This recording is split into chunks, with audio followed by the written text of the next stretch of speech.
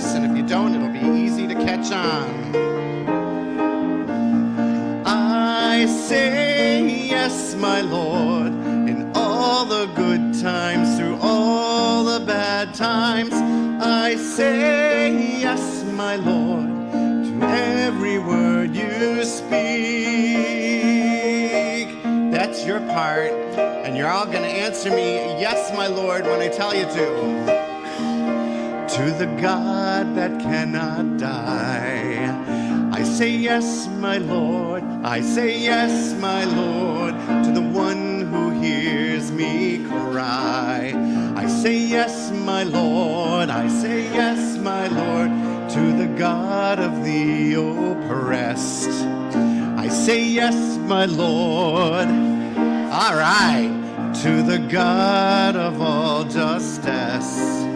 I say yes, my Lord. All right, the chorus. I say yes, my Lord, in all the good times, in all the bad times. I say yes, my Lord, to every word you speak.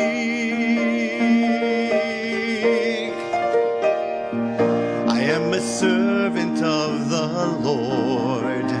I say yes, my Lord. I say yes to the one who hears me cry. I say yes, my Lord. I am a prisoner of their war. I say yes, my Lord. And to the God of all justice, I say yes, my Lord. Chorus. I say yes, my Lord, in all the good times, in all the bad times. I say yes, my Lord, to every word you speak. Key change. Like that of Job unnecessarily, I say yes, my Lord. Like that of Maria wholeheartedly, I say yes, my Lord. Like that of David in a song, I say yes, my Lord. Like Israel, for you I long. I say yes, my Lord. All right, chorus. I say yes, my Lord, in all the good times, in all the bad times. I say yes, my Lord, to every word you speak. I say yes, my Lord. All right. Thanks for singing with me.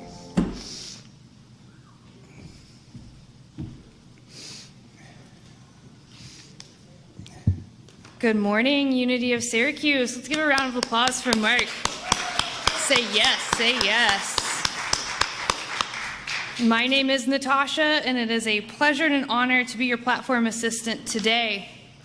Unity is a positive, progressive, practical approach to Christianity based on the teachings of Jesus and the power of prayer.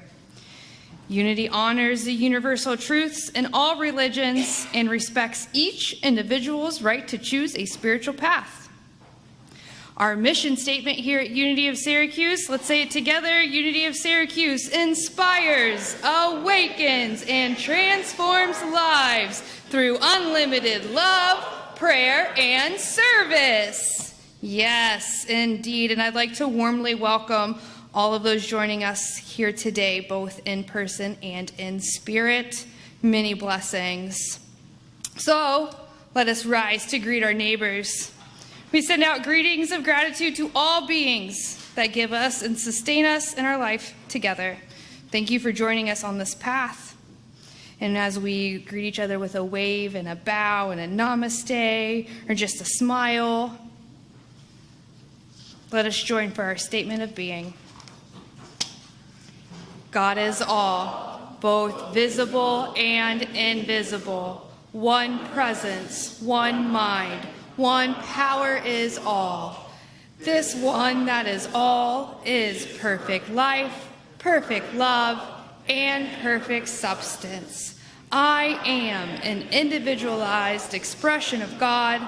I am ever one with this perfect life, perfect love, and perfect substance. And so it is. You may be seated.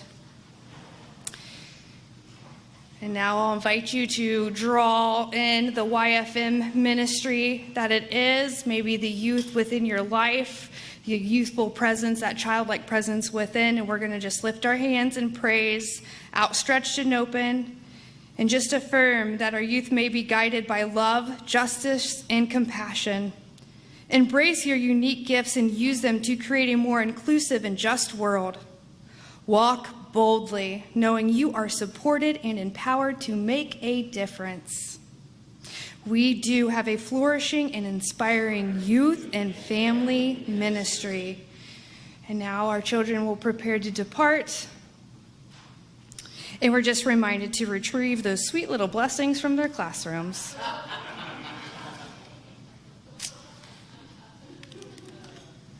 All right. That's what I was waiting on. That's the call. Okay, and now I invite you to just prepare your hearts and minds for today's message as I share the reading of the daily word. Sunday, September 24th, healing. Divine life lives as me. I am whole and well. Divine life lives as me. I am whole and well. When I am experiencing a healing need, I focus my thoughts beyond illness and discomfort. Even as I seek treatment for the injury or illness, I see myself whole. I remember that I am created in the image according to the likeness of God. I know my life is God's life, living as me. Divine life fills every cell, strengthens every muscle, bone, and organ, and quickens every nerve in my body. It restores perfect order to all my body's functions, releasing and replacing anything unlike itself. When someone asks me to pray with them, I do not ask about their symptoms or their circumstance. I only affirm the healing activity of divine life in each one with whom I pray. I see them as spiritual beings they are, whole and well. From John chapter 1, verse 4, in him was life, and the life was the light of the people.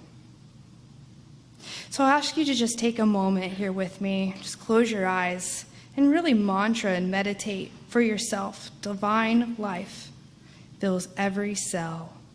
And just take a moment and hold that as a truth for yourself. Divine life fills every cell. Hold that for the person you're sitting beside, the person you came here with today. Divine life fills every cell.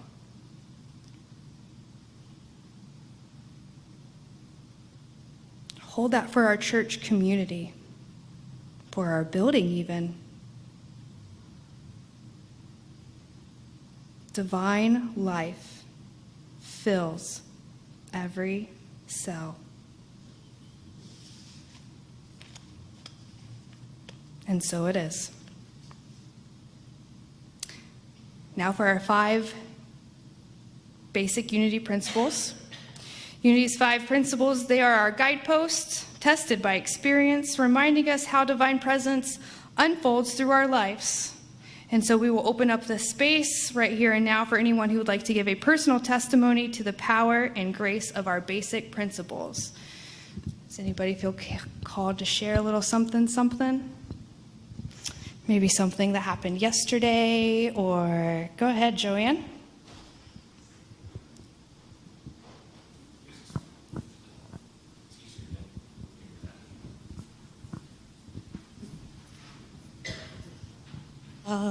Last week I was in California, and this is about prayer, power and affirmative prayer. Don't know the outcome, but it's just how important prayer is. So I was on a beach, and some guy ran up, like, is there a nurse or a doctor? Somebody call 911.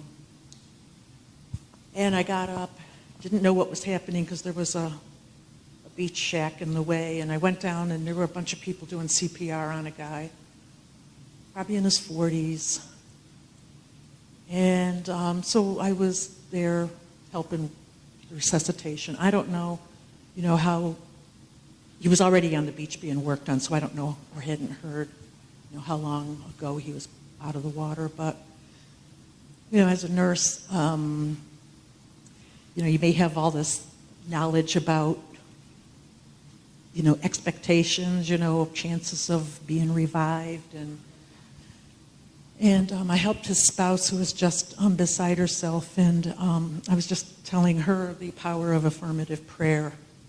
And even though, initially it looked like he had good chances, but as it went on and we were waiting for EMS to come, he wasn't looking good. And I don't know the outcome. I was, Googling the city sites to see if there's anything reported, and it really, really bothered me. And you just feel like you could do more. So a couple days later, it was Sunday, so I went to Unity of Orange County and had the opportunity to pray with a prayer chaplain, and I just affirming that this man. I've seen some miraculous things as a nurse, and I hope that often. But at least having affirmative prayer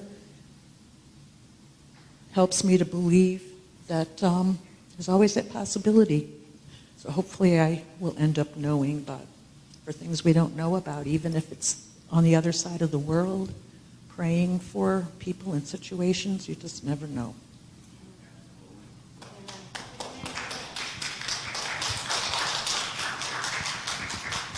Is there anybody else who'd like to share?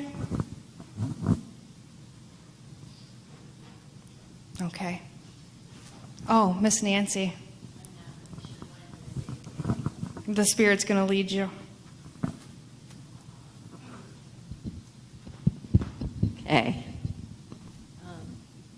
I think it was this past Friday or Friday. We had contacted Ed's sister in Canandaigua, who I thought was feeling kind of blue, and asked her if she'd like to go to Naples, which is just a little ways from Canandaigua, and get a grape pie. She loves grape pies. I think they're gross, but she likes them. So anyway, we went down to Naples and had a lovely dinner at Naples Hotel, which was really unexpected. Then went from there to Joseph's Wayside Market, which is where my parents always went. We went as a family to get stuff this time of year. And I talked to a very young lady there at the counter, and she mentioned to someone she was working with her grandmother on Eel Pot Road. And I said, "Did you say Eel Pot Road?" "Yes." I said, "That's where my grandma lived and where my dad and his family grew up." And we talked, all the wonderful memories that surfaced, and they told us about where we could go pick grapes ourselves just up the hill, which I'm hoping to do real soon. It was all that flood of wonderful memories and connection with others. It doesn't matter. I mean, she's probably 20, and I'm 71. It didn't matter. There was that connection. And that divine spirit I knew was at work.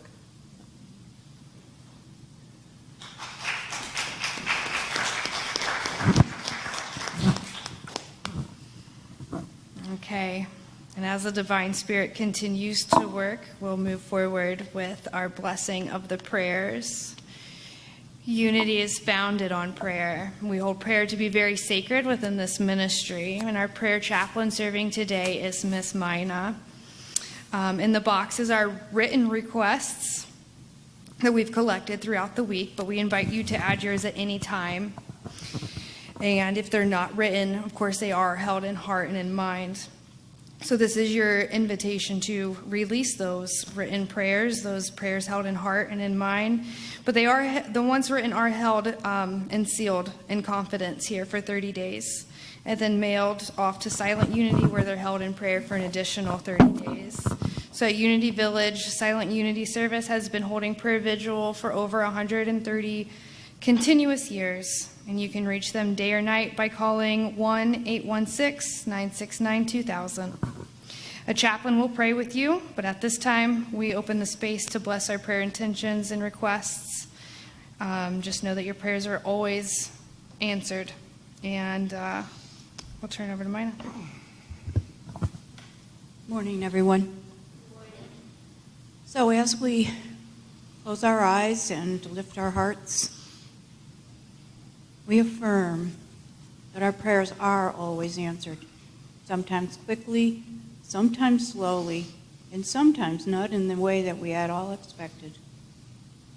We are divine spiritual beings in human suits, and as such, sometimes we miss our cue to pick up on the answering of our prayers. So today we affirm that we languish in the trust in the gift of answered prayers. Whether your prayers are physically in the box, they're in your hearts and minds, or they're spoken to someone near and dear, our prayers are always answered. God is always available to us, 24/7, any kind of interaction. We are so blessed to be divine spiritual beings, and we are so blessed to be here together today and to be able to ripple the goodness we get from our time together out into our world, which so dearly needs our goodness. So for all the gifts and all the goodness, we say thank you, thank you, thank you, God. Amen. And now I'll turn it over to Mark for some music, and we'll welcome Jacob to the stage as he gives us the talk of what are we serving? Awesome. I'm going to invite you to reach forward and take that old hymnal and blow the dust off of it and open it up to page 308. And if you'll stand and join me, I'm going to fire up the organ again. And I'd be a bit surprised if you don't recognize this melody because it's on in a lot of movies and a lot of TV shows.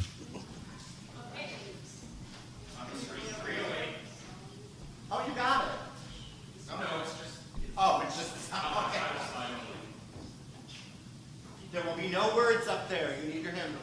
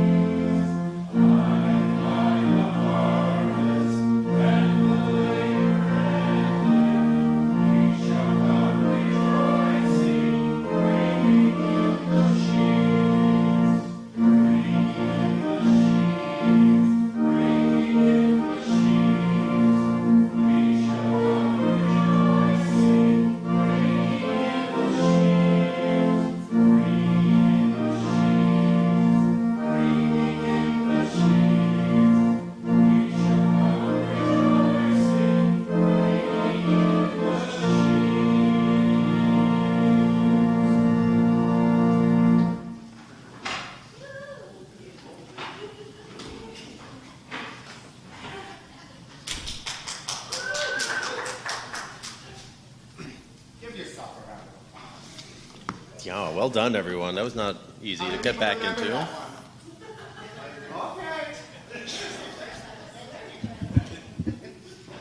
Good.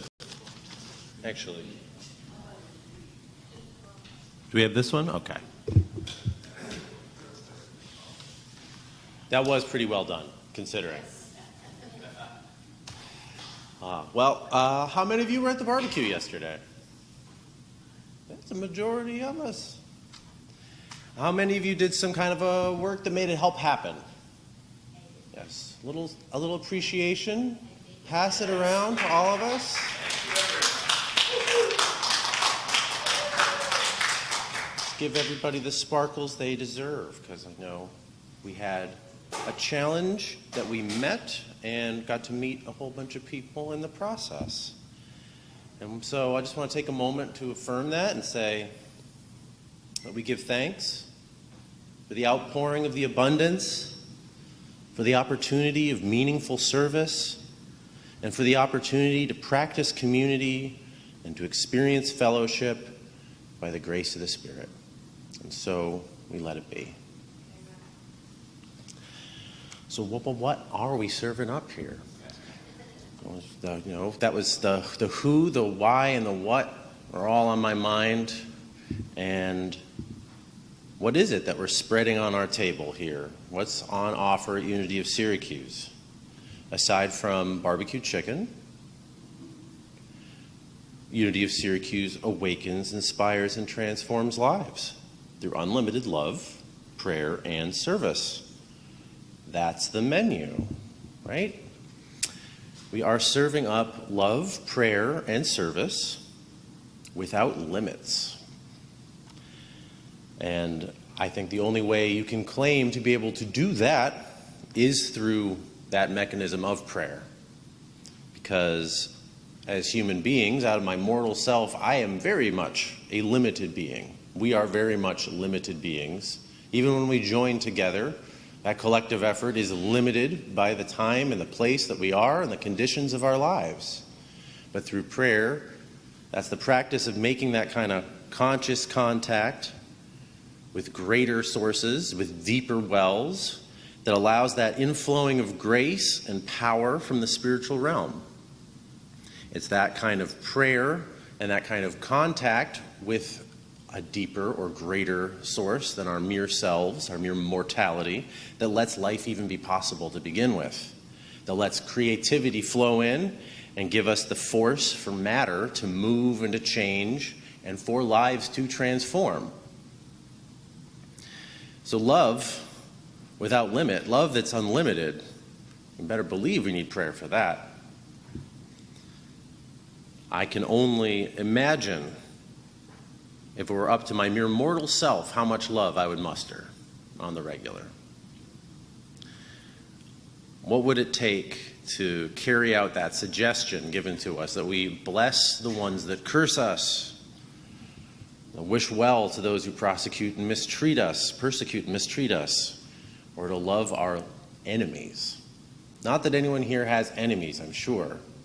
Not that any of us treat anyone in our lives as enemies now and then for more or less time. Certainly I have never been guilty of treating myself as my own worst enemy. Yeah, a little sarcasm. But that's, how do we achieve it? It's, in my experience, an activity that might as well be called prayer. That word is uncomfortable. I'm asking us to loosen it and open it up.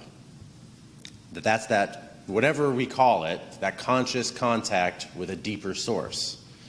When we make the time and space to allow ourselves to receive the truth that we are cared for, that we are great, not merely servants, but heirs to the kingdom. This is the language that we take from our teachings and put into practice so that we can practice receiving the grace that is forgiveness, that makes redemption possible. These things that can only come from a divine dimension of eternity. And then when we're doing this activity of prayer, whatever shape or form it's taking for us in that moment, whatever thoughts we're thinking, that wavelength that we're on, that's how we're making contact with the eternal as a personality, as an individual mortal person. We're getting a dip in, or we're letting the gates open, forgiving and receiving in one gesture. We make a moment that way. We have to do it over and over again. We know that's principle 5. It's practical spirituality up in this place, on order here. That is what we're serving. We do it over and over together. It puts me in mind of that quote from Grandmother Ursula Le Guin, the author, who said, "Love doesn't just sit there like a stone. It has to be made like bread, remade all the time, made new." Because what's good for one moment in time in this mortal world is not good for the next. Conditions keep on changing. It's part of the frustrating, exciting transformation game that we're all here to play. So over and over again, we find things that let us wake up and open ourselves, clear away the channel, open that gate once again so that we can have a moment where eternity is present with us. We can call that prayer. We can also call it putting on a barbecue with your friends. We can call it teaching a class or being a student in a class. There's a lot of ways that that activity comes to ground in our behaviors, in our day-to-day. A lot of folks told me they really appreciated the comment in my last talk that we don't rise to the level of our principles, we fall to the level of our habits. Because that's where those principles, as lofty as they are, when we put them into practice day after day, that's when we're really changing and transforming. Having a thought, even a new thought, even a thought of divine truth, is just that until it finds roots, until the rubber meets the road and it starts taking us somewhere different. And that takes the kind of practice and patience. It takes the set and setting that we keep on laying the table for over and over again, of making new each day with one another, to share it and to receive it. All that baking reminds me that metaphysical revealing word interpretation of what it is to eat, very closely related to all the images of bread that we find in the Gospels and in Scripture more generally, is that spiritual substance, right? When we're talking about bread in Scripture, we're not talking necessarily, or we are not only talking about grains that have been, fermented, risen, and baked, and offered, and hot and steaming, or a little stale, a few days old. What we're talking about is spiritual substance, that which nourishes us in our deeper needs and our deeper hungers. As Fillmore said, supplying the physical needs does not solve the whole problem of hunger for man, for his hungers are as varied as his interests and desires. They include his thoughts and feelings as well as his physical needs. And I would just gloss that by saying, I'm hungry for something more. How often have you found that to be the case? That what you have set aside to take care of your needs doesn't quite meet it, that you're left still wanting. For me, that's part of the impulse to do something as out of fashion as coming to church, of being a volunteer in community, of doing community service.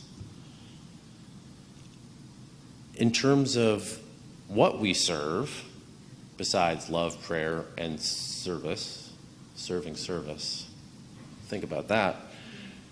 Thinking about that, who do we serve? All the baking of bread reminds me a little bit of the Little Red Hen. Who remembers that nursery rhyme, fairy tale, whatever? Who will help me sow the grain? Who will help me plant the grain? Who will help me reap the grain? Who will help me mill the grain? And so on, until it's time to bake the bread and then to eat the bread. And get different responses to those questions along the path.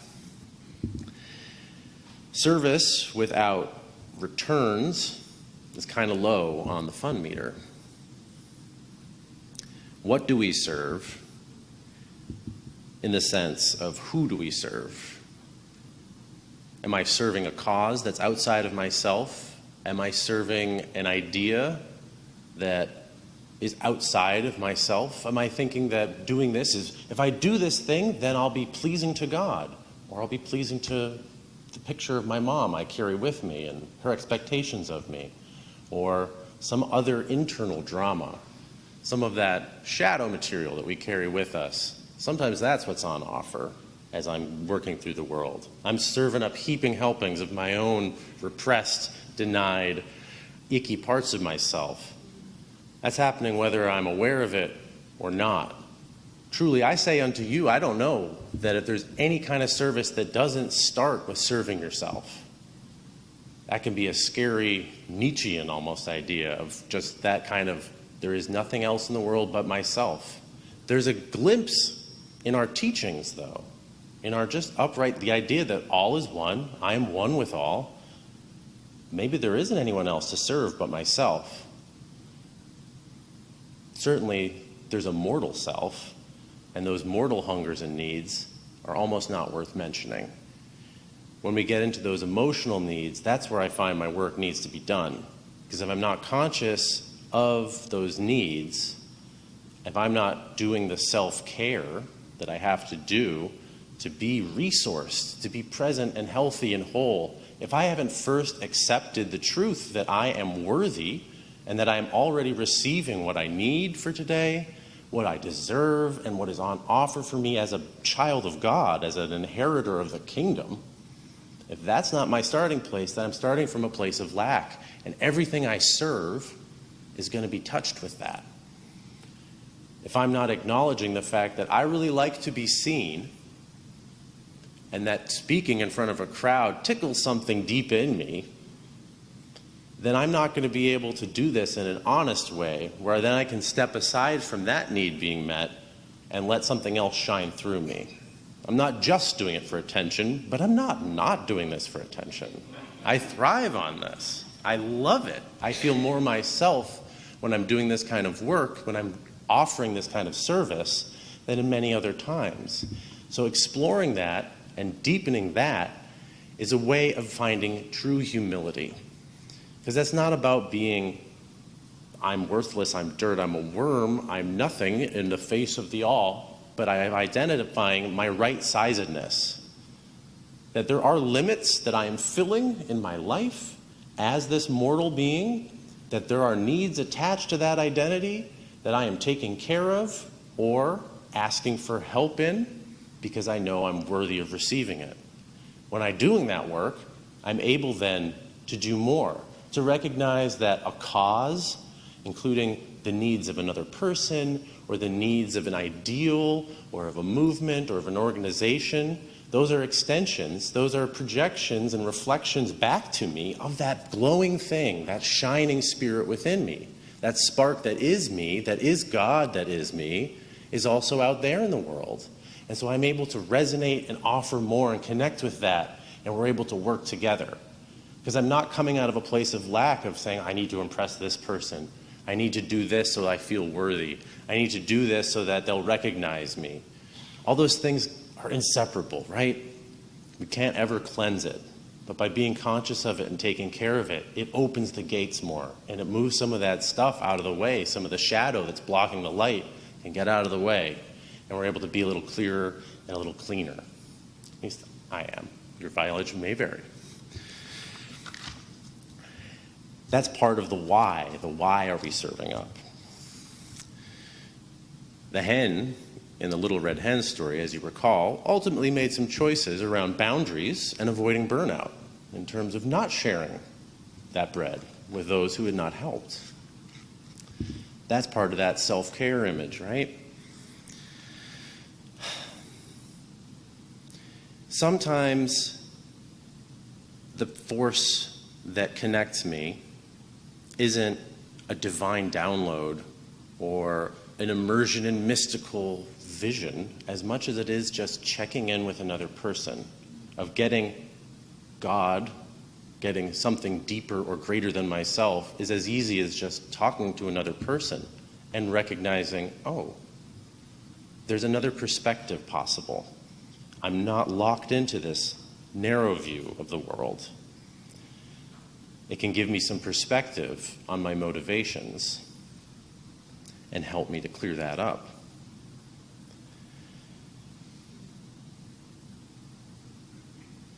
So for me, I had some difficulty picking through how I wanted to show up for the chicken barbecue. Being my second time I've ever had it happen in the last years that we've been here. It's only been twice now. I missed the very first one before COVID, and we've been on hiatus. Last year, I had a little bit of a sticky time, personally, with some of the machinations, some of the mechanisms that we had to get done. And this year, I was kind of keeping myself at a distance. I had plenty of legitimate excuses in terms of service that I had to get under control here and in other areas of my life, but I still felt at ease, right? Like, how do I want to show up? What are my motivations? Who am I trying to impress? Am I missing out? Am I denying myself opportunities for fun and experience, etc.? Like, all that stuff is running. I had a lot on my plate. As I was working on my talk and having some of this somewhat guilty debate in my head, running those wheels, hamsters going, a friend, Ken, who many of you were able to meet yesterday, happened to stop by the office where I was working. And he was like, I'm having a great time. This is so much fun. These people are great. We're doing all this wonderful stuff together, and everyone's working together so well. There's people coming in from the community. And I said, that sounds like fun. I think I'd like to follow you to the church. So my friend invited me to church, and I said, well, okay, I will. As I was driving, there were two things that occurred to me, is that I had created the situation for myself, right? We're always manifesting our reality through our way of thinking. And so if I arrived at the end of the day for cleanup, as that was my maybe I'll show up for cleanup. That's like a middle ground for me. I can do that. I think that will keep me in integrity. I'll meet all of my needs. But I realized there were two stories there, and one of them I wasn't thinking about as much as the other. The first one was, it's a crazy mess. There's going to be not enough volunteers. Things are going to be going wrong, blah, blah, blah, and I'll have to help and save the day. And it's like, oh, I want to be the hero, huh? I want to show up at the end of the day and get a lot of attention for someone's here to move tables. It's like, well, that was one possibility, and I'm comfortable with that. And I'm glad I'm seeing it for what it is. I'm seeing my motivations there. They're mixed. That's a really mixed bag of nuts, but okay, good. The other possibility, which I gave less time to, and which I discovered when I arrived, was everything was going really well. There wasn't a role for me to slot myself into of being, I'm the grumpy hero. But I could just show up and be myself and carry a table or two and enjoy all the good energy that people had been serving up here all day.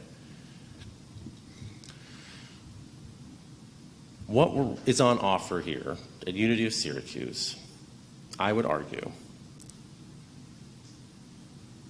what we have, as distinct from any other group that gets together and does things, is that we teach an interpretation of God, mind, and prayer that's positive, practical, and life-changing. The unity teachings of the Fillmores, centrally, that we shouldn't practice the religion about Jesus, but the religion of Jesus, by Jesus, from Jesus. It's a little uncomfortable to own that, but I think that's what we have.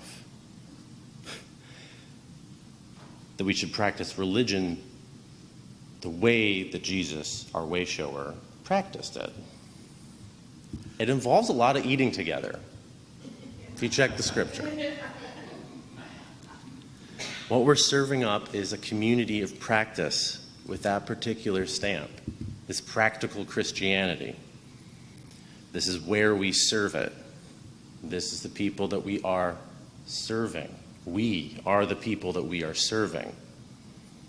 And we are not just us, but the bigger we, the friends we haven't made yet, those people who are in our congregation who haven't come through the doors for the first time yet, but who are already members, a little further down. No distance as far as the eternal moment is. But as we do the activities here today, as a moment is made, as we rebake that bread of love again and again, and we offer it to those who come for it, that's the process of connection. So as we're serving up this life of Christian fellowship, as we practice in imitation of Jesus, our teacher and way shower, I'll invite you to just take a moment of prayer here at the end, recognizing the way shower who leads us to realize our oneness with the all and how to put that immeasurable truth into the tiny box of a human life today, this moment, and the next one. We serve up gratitude because we are all served by God. We recognize and give thanks that the whole of nature serves us, makes our life possible. We especially, among all the animals and plants and stones alive among Mother Earth's children, we are given so much in order to be here, to have the life of our body, and to be able to share in the community of souls. We affirm the truth of our divinity before all else, that I recognize God the good as me, that I am able to receive the goodness and abundance of the world in a good way. And I invite you to affirm with me. I'll read it one more and then we'll do it. I affirm I am able to receive the goodness and abundance of all the world's gifts in a good way. I am able to receive the goodness and abundance of all the world's gifts in a good way. All right, that was weak. I'm going to do a call and response. So I'll say it, then you say it. I am able to receive the goodness and abundance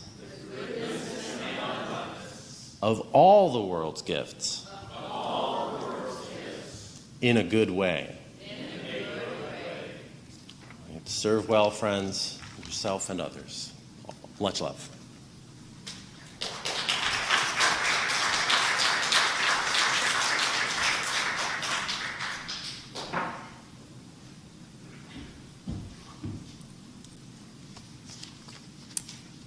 Wow, I feel incredibly inspired and thankful to have those thoughts and you as a person on my team. So this is very great, very inspiring, which is part of our mission here. So as we move forward with our tithes and love offerings at this moment, where we know giving and receiving are one and the same. So we encourage you to visit our website to sign up for electronic giving at unitysyracuse.org.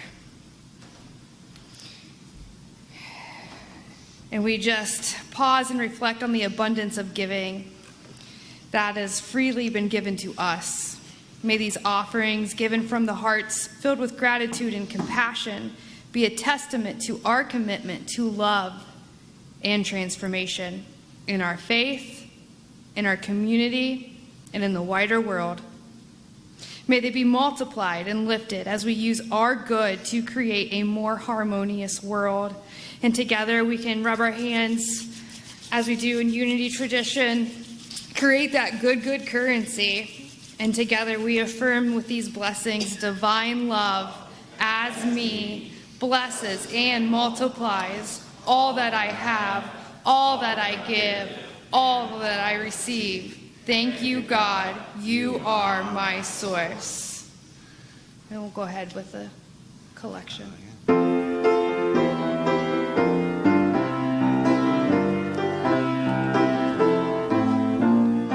I say yes, my Lord, in all the good times, through all the bad times. I say yes, my Lord.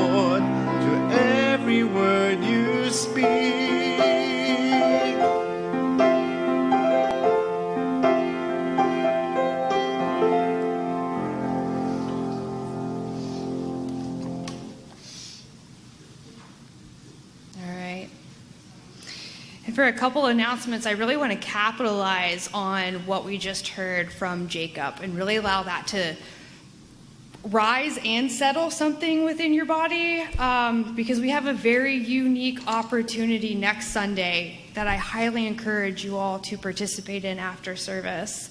And that is us having a table and a presence at the West Cultural Fair. And we will not be the only church organization there, but as Jacob stated, we have a very unique approach to our practical Christianity, and this is an opportunity to get back out in the community and share that bread, that life that we all experience here in community, out in a greater community. So that is next Sunday, the 1st, and once again, you're highly encouraged to join us at our table directly after service. We will be there with the YFM program, do the parade, and then we have some literature, and we're just going to be present to the opportunity to be there in the community. Aside from that, October 6th at 5:30, we are having a second community council circle. And that will be right here in the sanctuary. All right, so the 6th at 5:30. All this is on the Constant Contact and the community boards downstairs. But what we will be focusing on as Jacob leads us through this circle is what do we offer and what do we take away. So you got to hear the message today. It's on YouTube. I would encourage you to listen to it again and then show up with this with this on your heart and just ears to be able to receive what the Community Council Circle has to offer. On October 8th, there's the mini metaphysical Bible lessons or Bible study with Reverend Roberta. That's directly after service on October 8th. She is requesting to have a sign up prior, so that is downstairs on the community board as well. There's lots of new classes coming in October, so please stay current on your Constant Contact. Check your emails, community board, stay connected. And we'll turn it over to our board president, Leland, as he has some exciting news to share.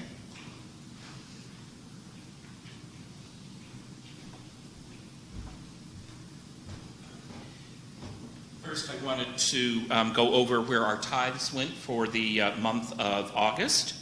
As usual, that goes to Unity Worldwide Ministry, Silent Unity, and then to the Eastern Region group. And then our local donation went to the Interreligious Food Consortium, and a tithe to another Unity church went to Unity in the Seven Hills, and I'm blanking where that is located. I didn't put that down on here. The other thing I just want to talk very briefly about the barbecue and how wonderful time it was and things, and just the types of people that showed up. A gentleman had given me $40 for the 2 dinners, and as I'm handing him his $10 bill, he reaches into his wallet and says, "Here for the church." It's $100. Just donated to the church. That's the kind of people that we had around. So there was that piece with it. The barbecue looks to be very successful. The other thing was, as we were winding down through the day, it's like, we still have a lot of chicken to sell. What's going on? Where are the people? What's going? It looks like we sold 203 dinners, and we had planned 225. So we got some extra chickens somehow, and we're blessed with it. So, because we have at least another 25 beyond that. So, thank you all for everybody that you did yesterday.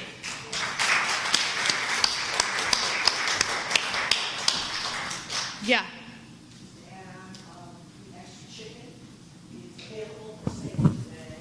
Yeah. $5 Yep. for a half a chicken downstairs. And the other thing I wanted to mention too is the month of October, our Sunday lessons are going to be focusing on the 5 basic principles. Mm-hmm. So that'll be the series of the month.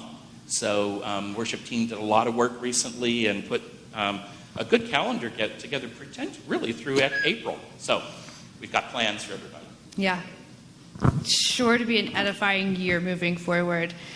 And also a great story that Mark shared with me from yesterday is that a family came up because they saw our flag flying out front. And I think that is a testament to who we are, unapologetically inclusive.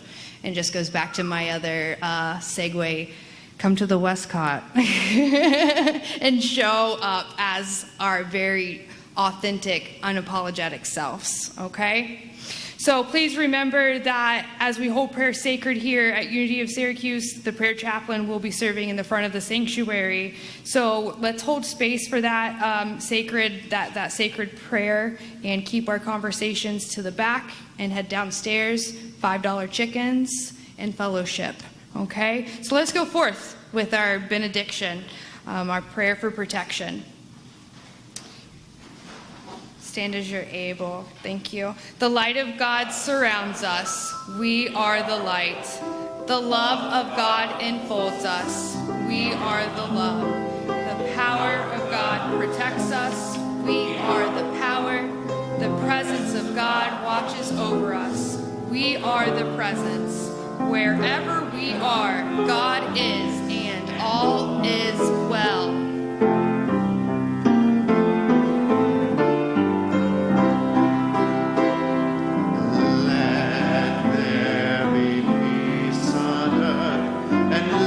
Begin with me. Let there be peace on earth, the peace that was meant to be, with God as creator, family all are we. Let us walk with each other perfect harmony. Let peace begin with me. Let this be the moment now. With every step I take, let this be my song.